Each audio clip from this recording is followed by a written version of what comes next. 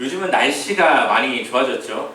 예, 저녁에 창문을 좀 열어놓고 자려고 하면은 이제 제법 이 바람이 차가워서 자기 전에는 창문을 닫고 자야 할 정도로 날씨가 변했습니다.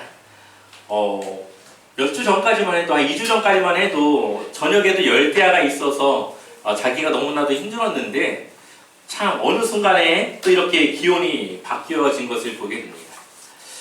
사람들은 이 날씨와 여러 가지 이 지구의 움직임들을 이해하려고 합니다. 세상을 이해해 보려고 하는 거죠. 또한 사람은 어떻게 생겨나게 됐는지, 이 세상은 어떻게 만들어졌는지, 사람은 어떻게 사는 것이 잘 사는 것인지 많은 부분 궁금해합니다. 그래서 많은 철학가들과 또 많은 과학자들이 그러한 비밀들을 밝히고자 많은 이론들을 세웠고 많은 설명을 했습니다. 그 중에 대표적으로 몇 가지를 꼽아본다면, 이 세상이 기계와 같이, 톱니바퀴가 맞물려 돌아가는 기계와 같이 정교하게 돌아간다고 해서 어떤 사람은 기계론을 말합니다. 여름이 가고 가을이 오고, 가을이 가고 겨울이 오고, 이러한 질서 속에 이 세상이 움직이는 것을 보고 기계와 같다고 이야기하는 것이죠. 그런데 이걸로는 이 세상을 다 담아낼 수가 없습니다. 왜냐하면 예측하지 못하는 상황들이 오지 않습니까? 비가 와야 되는 계절인데 비가 안 올 때가 있고, 비가 오지 않아야 되는데 비가 오는 때가 있습니다. 예측 가능하지 않은 순간들이 있기 때문에 기계와 같이 정교한 질서 속에 돌아간다라고 설명이 좀 잘 되지가 않습니다. 그래서 어떤 사람들은 목적론을 이야기합니다. 정해진 목적이 규정되어져 있고 그 목적을 향해 간다고 하는 것입니다. 하지만 이걸로도 우리의 삶과 이 세상을 이해할 수가 없습니다. 이것을 좀 더 쉽게 이해하기 위해서는 여기 책상이 있다고 생각해 봅시다. 이 책상을 나무로 만들어졌네 라고 생각하는 것은 기계론적인 생각이고, 이 책상은 공부를 하기 위해 만들어졌구나 라고 하는 것은 목적론적인 생각입니다. 그러니 이미 만들어진 책상을 어떠한 관점으로 보느냐에 따라서 이 세상을 바라보는 관점이 다르다고 할 수가 있죠. 많은 철학가들과 많은 과학자들의 심오하고 아주 정교한 이론들도 이 세상을 완벽하게 설명하지 못합니다. 왜냐하면 그러한 이론들에는 아주 중요한 한 가지가 빠져있기 때문이죠. 바로 창조주 하나님이 빠져있기 때문입니다. 그래서 최근에 많은 그리스도인들이 유신 진화론이라는 것을 믿습니다. 진화론을 믿는 거죠. 그런데 하나님께서 창조의 방법으로 진화를 선택하셨다라고 보는 겁니다. 요즘 들어서 과학이 발전했고 많은 과학자들이 이 세상을 탐구하다 보니 많은 진화적 증거 자료들이 발견되게 됩니다.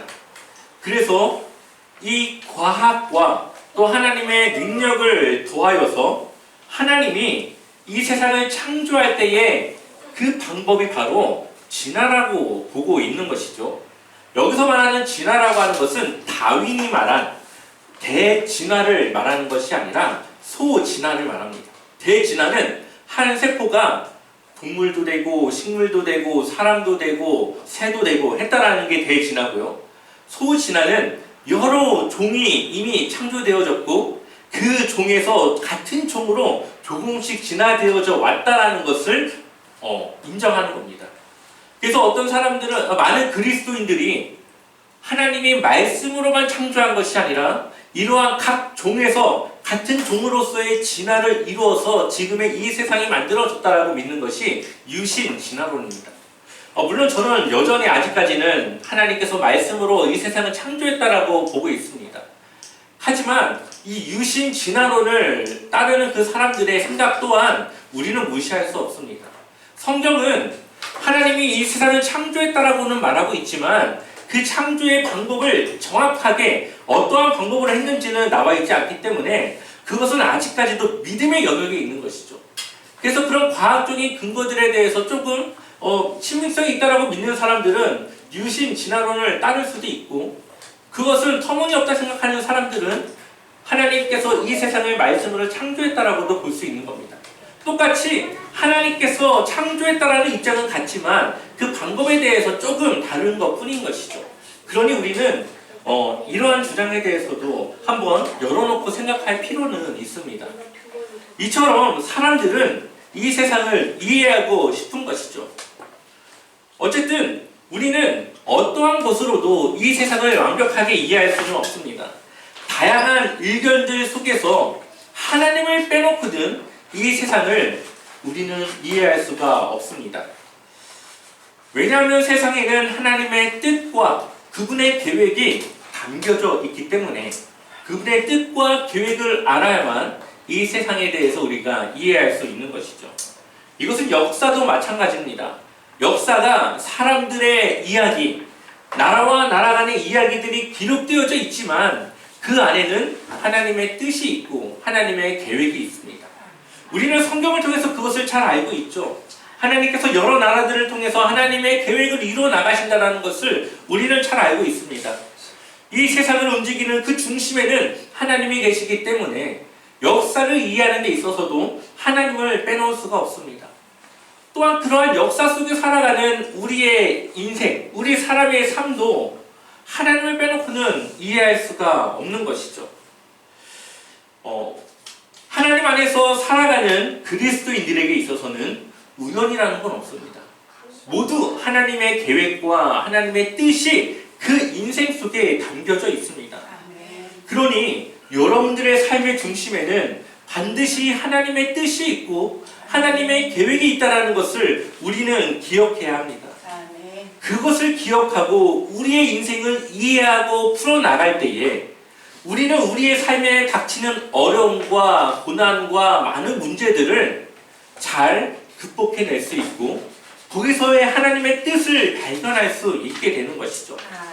하나님은 선하시고 하나님은 우리를 향한 선한 계획과 목적을 가지고 있습니다. 그러니 그러한 어려움 또한 하나님의 선한 의도와 계획 가운데 이해되어져야 되고 해결되어져야 된다는 거죠. 하나님께서 여러분들에게 고난을 주고 문제를 주는 것은 여러분들을 아프게 하거나 상처를 주거나 아니면 여러분들을 그냥 내치셔서 버리셨기 때문에 닥치는 심판과 같은 그런 목적이 아니라는 것입니다.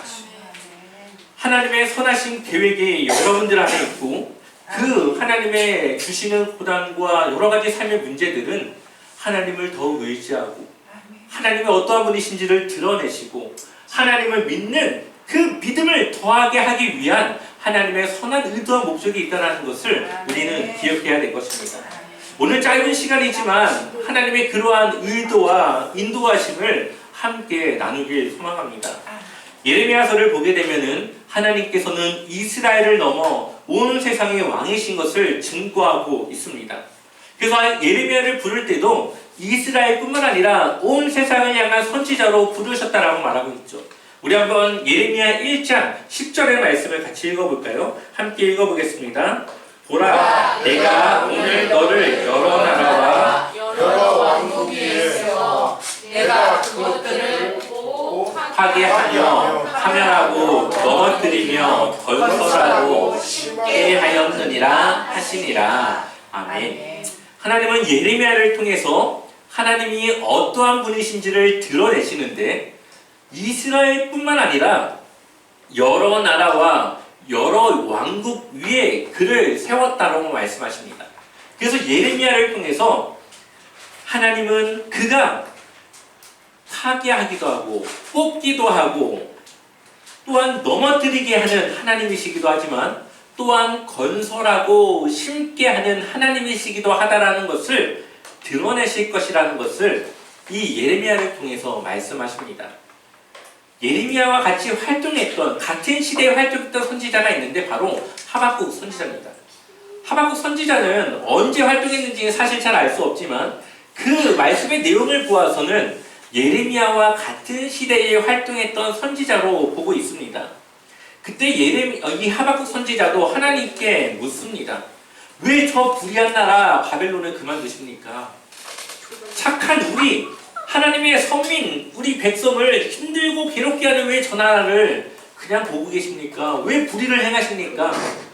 이것을 하박국이 묻는 것이죠. 한번 우리 하박국 1장 3절과 4절을 읽어보겠습니다. 함께 읽어볼까요?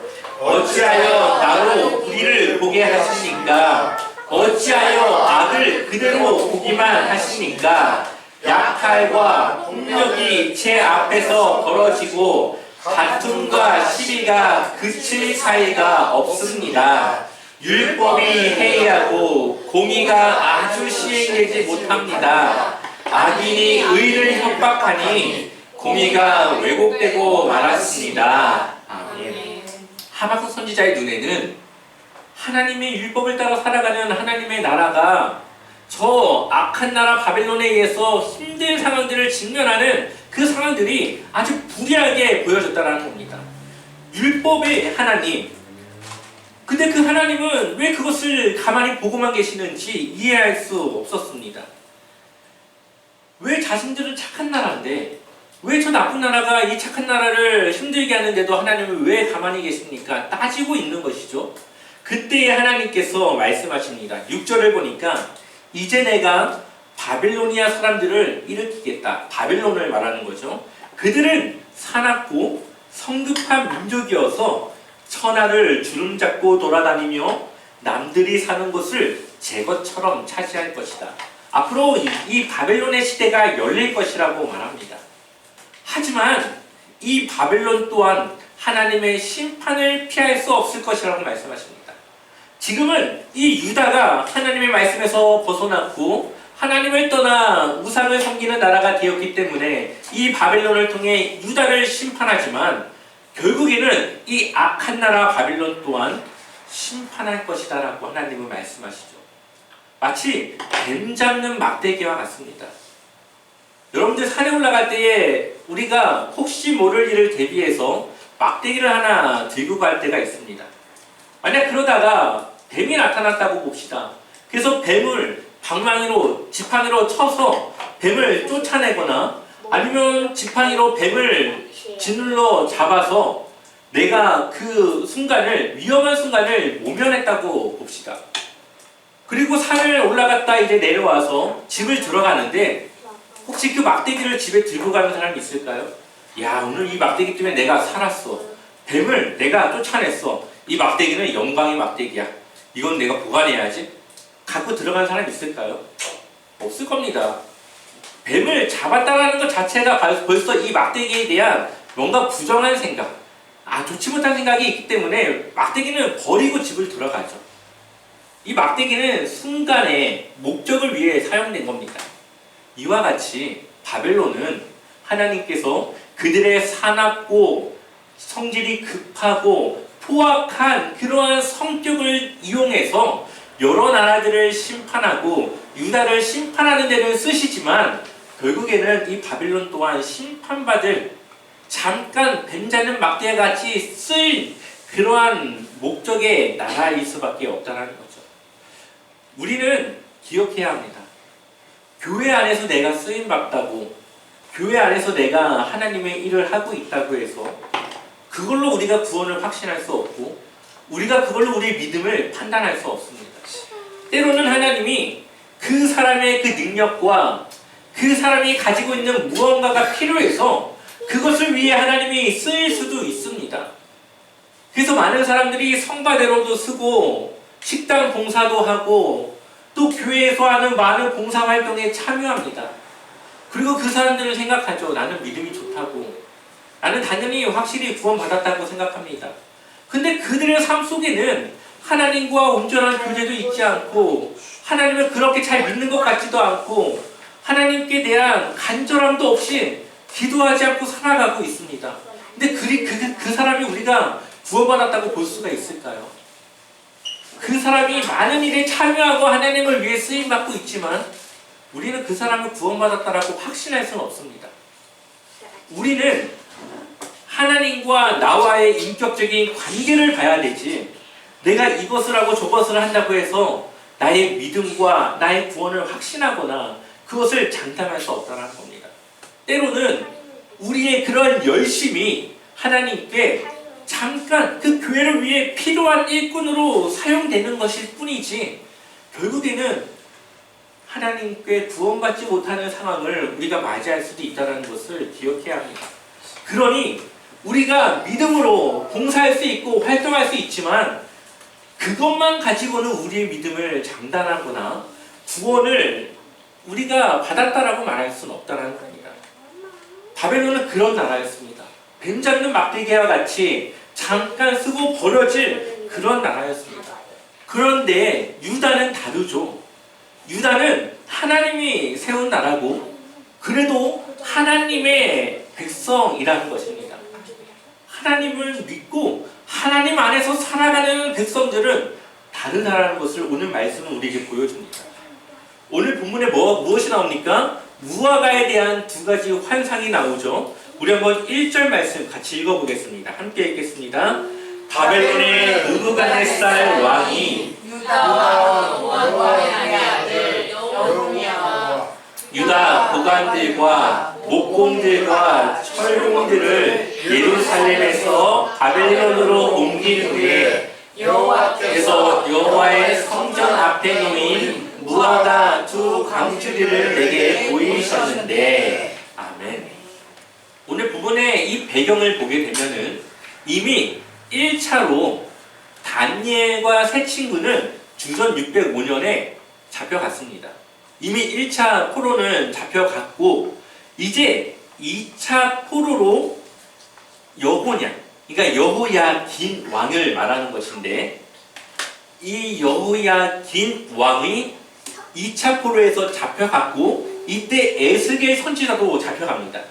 그리고 많은 기술자들이 잡혀가게 되죠. 그러한 일이 있고 난 이후에 하나님께서 예레미야 선지자에게 보여준 환상입니다. 두 가지 무화과 열매를 보여주죠. 한 무화과는 아주 잘 익은 먹음직한 무화과고 하나는 아주 나빠서 먹을 수 없는 그런 무화과를 보여줍니다.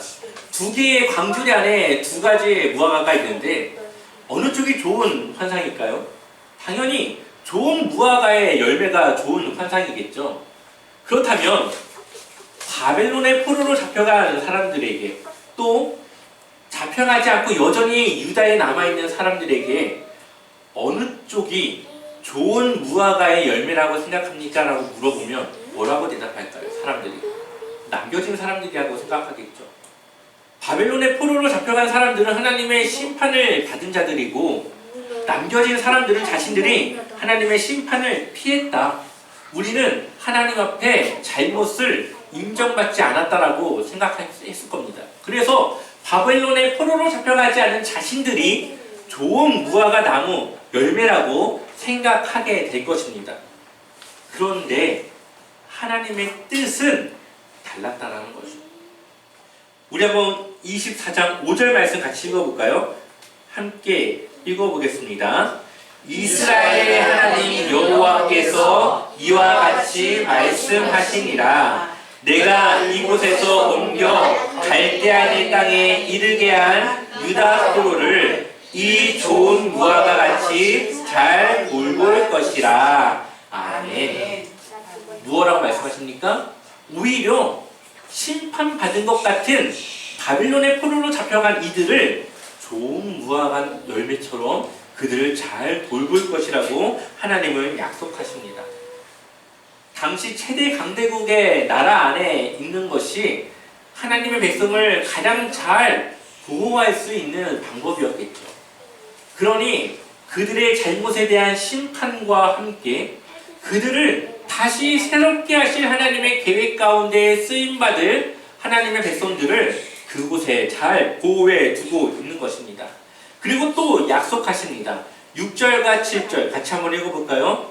내가 그들을 지켜보면서 잘 되게 하고 다시 이 땅으로 데려오겠다. 내가 그들을 세우고 헐지 않겠으며 그들을 심고 뽑지 않겠다.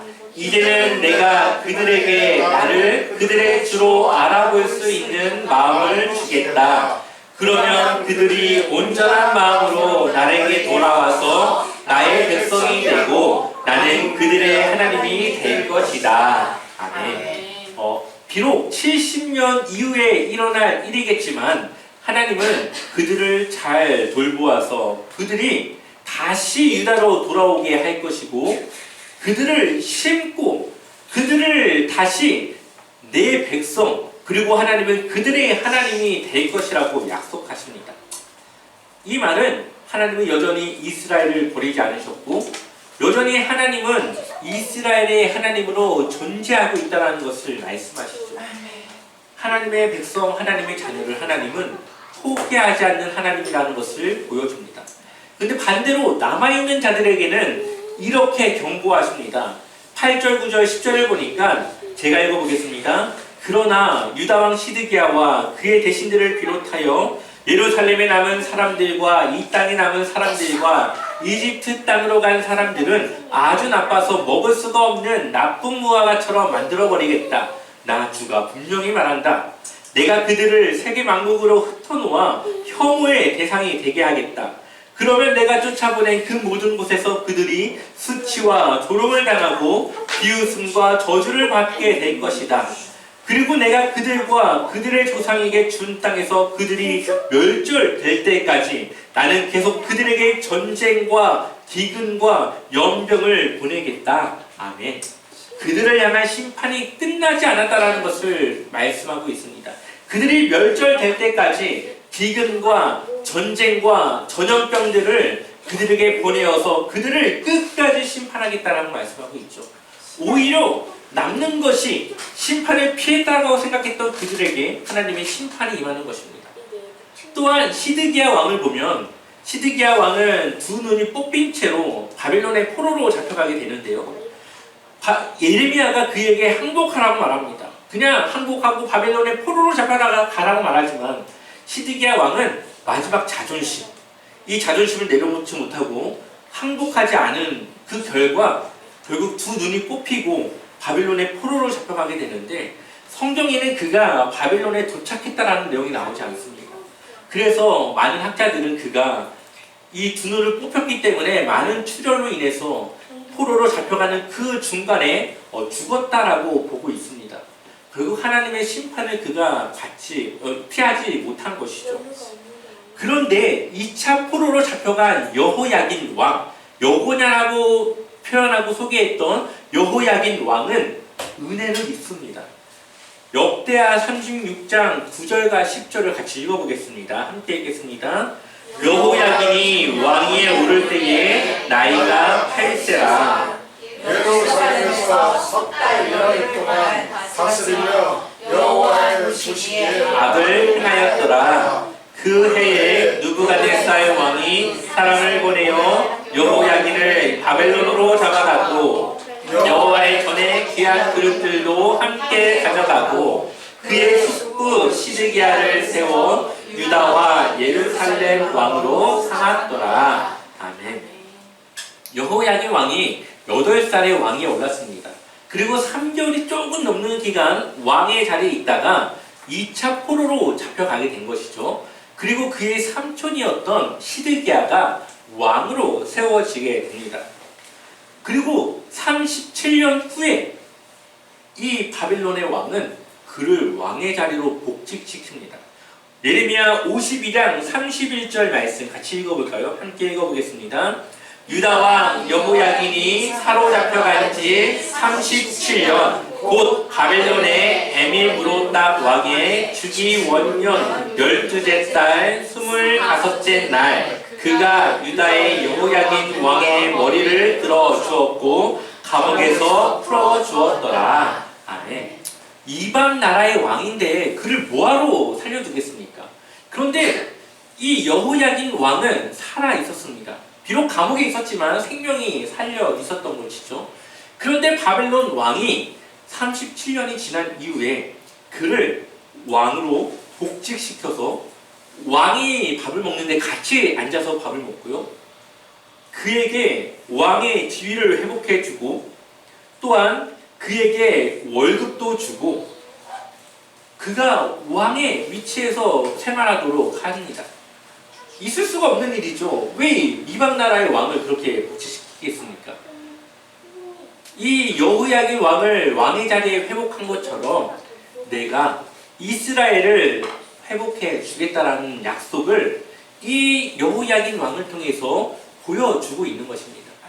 또한 그가 왕의 지위를 회복함과 동시에 왕의 혈통이 지속적으로 이어지겠다. 다윗의 그 왕의 자리를 영원히 하겠다고 했던 하나님의 약속이 지금 지켜지고 있는 것이죠. 그리고 그의 손자였던 스룹바벨이 나중에 포로 기한에 돌아와서 성전을 재건하고 또 그의 혈통을 통해서 스룹바벨의 혈통을 통해서 누가 나옵니까? 예수 그리스도가 나오게 되는 것이죠. 예수 그리스도가 왕의 혈통에서 나올 수 있도록 여호야긴의 그 왕의 지위를 회복시켜 주는 것입니다. 모든 것에는 모든 한 사람의 하나님의 백성의 모든 인생에는 우연은 없습니다. 하나님의 선한 의도, 선한 인도하심이 들어있는 것이죠. 오늘 본문의 말씀은 우리에게 어떠한 인생이 더 좋고 어떠한 인생이 더 나쁜지를 알 수 없다 말합니다. 우리 인생에는 때로는 좋고 때로는 나쁜 일들이 많이 겹겹이 쌓이고 있죠. 하지만 우리가 문제를, 나쁜 일들을 우리가 마주했다고 해서 일비 한 가지 일에 좋아했다가 한 가지 일에 나빠했다가 할 필요가 없다는 것입니다. 바벨론의 포로로 잡혀간 것은 나쁜 일과 같이 보였지만 오히려 그것에 하나님의 은혜가 있었듯이 우리에게 닥치는 어려움과 삶의 많은 문제들이 지금 당장은 나에게 힘들고 괴로움이 오겠지만 그 일을 통해서 하나님 안에 살아가는 우리 하나님의 자녀들에게는 하나님의 선한 의도와 선한 계획이 있다는 것을 확신하고 믿어야 되는 것이죠. 그러한 믿음 안에 우리가 살아갈 때에 우리는 우리의 어려움을 극복할 뿐만 아니라 우리의 삶을 긍정과 소망으로 풀어나갈 수가 있는 것입니다. 사회적으로 많은 문제들이 나타나고 있는데 그 이유가 무엇입니까? 자신들의 인생을 비관하고 자신들의 인생에 대해서 제대로 풀어나가지 못하기 때문에 나오는 표출된 문제 아닙니까? 우리가 그리스도 예수 안에서 우리를 향한 하나님의 선한 의도와 계획을 가지고 있다는 것을 믿을 때에 우리는 우리의 삶의 문제를 잘 풀어나갈 수 있는 능력이 나타날 수 있다는 것입니다. 하박국 선지자가 하나님께 따졌죠.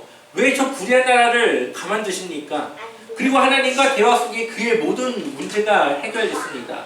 그러자 그가 뭐라고 고백합니까? 하박국 3장 17절부터 19절을 보니까 비록 무화과 나무가 무성하지 못하며 포도나무에 열매가 없으며 감람나무에 소출이 없으며 밭에 먹을 것이 없으며 우리의 양이 없으며 외양간에 소가 없을지라도 나는 여호와로 말미암아 즐거워하며 나의 구원의 하나님으로 말미암아 기뻐하리로다. 주 여호와는 나의 힘이시라. 나의 발을 사슴과 같게 하사 나를 나의 높은 곳으로 다니게 하시리로다. 아멘. 하박국 선지자가 하나님 안에서 자신의 문제가 해결되니 이제는 이스라엘에 아무것도 남아있지 않아도 하나님만 함께 하시면 내가 하나님을 찬양하겠습니다 라고 고백하고 있습니다. 그리고 이 하박국 선지자가 고백하기를 의인은 그의 믿음으로 말미암아 살리라라고 고백합니다. 우리는 우리가 가진 것과 우리의 상황들로 살아가는 것이 아니라 하나님을 믿는 믿음으로 살아가야 된다라고 말씀하고 있는 것이죠. 우리의 상황과 우리의 많은 여러 가지 한계들을 바라보면 우리의 인생에는 절망밖에 있을 수 없고 두려움밖에 있을 수 없습니다. 그렇지 않겠습니까? 우리의 능력이 얼마나 뛰어나다고 세상을 이길 수 있겠습니까? 세상에서 닥쳐오는 문제들을 우리가 어떻게 이기고 그것을 극복해 나갈 수 있겠습니까? 예측하지 못한 문제들이 나에게 오는데 내가 그것을 어떻게 해결하겠습니까? 근데 그의 인생에 하나님이 플러스 되면 하나님이 함께하면 그 인생의 문제가 이해되고 그 문제를 해결할 수 있는 방법과 길이 열릴 수 있다는 것이죠. 하나님은 문제보다 크신 하나님이시고 문제 뒤에서 하나님의 인도하심을 준비하며 하나님의 자녀들을 위한 귀한 은혜와 축복을 놓고 기다리고 있다는 것입니다. 그 문제를 뛰어넘었을 때 우리의 믿음이 성장할 뿐만 아니라 우리는 하나님이 준비하신 그 축복으로 살아갈 수 있게 되는 것입니다. 아멘. 바벨론의 포로로 잡혀가는 것이 그들에게는 심판이기만 한 것이 아니라 하나님의 은혜였고 축복이었습니다. 거기에는 하나님의 선한 의도와 계획이 있었고 하나님은 선한 하나님으로서 그들의 자녀를 선한 길로 인도하신 것이었죠. 아멘. 우리는 그러한 하나님의 선하신 뜻을 놓치지 말아야 합니다. 각자 우리 인생을 바라보는 눈이 달라지길 소망합니다. 아멘. 우리의 인생을 바라보는 눈이 달라질 때에 우리의 인생이 달라질 수 있습니다. 아멘. 하나님은 세상의 왕이시고 주인이십니다. 아멘. 그 하나님이 우리의 인생의 주인이시기도 합니다. 아멘. 그리고 하나님은 선한 분이시죠. 아멘. 그러니 우리를 선한 길로 선한 계획 가운데서 우리를 인도하여 주십니다.